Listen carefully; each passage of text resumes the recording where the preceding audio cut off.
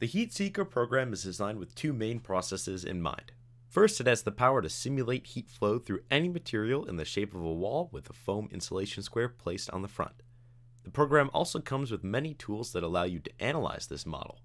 It can tell you the temperature at any point, give you the heat flux for the model, graph the temperature across the intersection, tell you what R value our model would predict, and much more.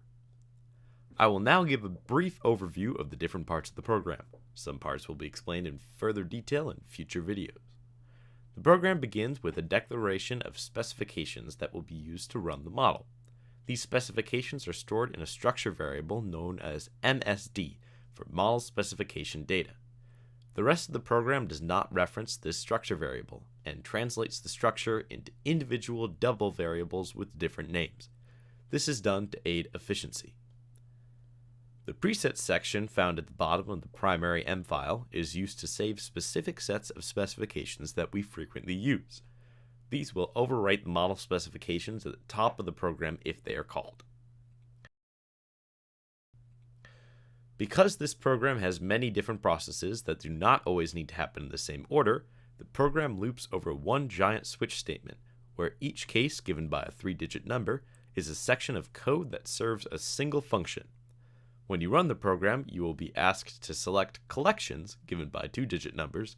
These collections are a set of the 3-digit cases that are run in a specific order. There are two main switch statements. The first is the pre-run section, which only contains the 100s and is used to complete any processes that must occur before the model is solved, like creating files or assigning variables.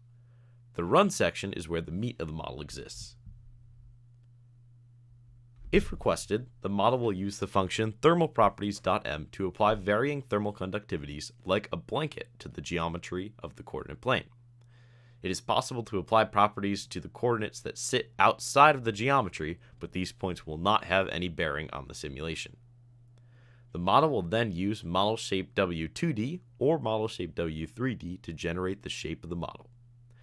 Next, the model will apply the appropriate boundary conditions and solve. This step may take a while.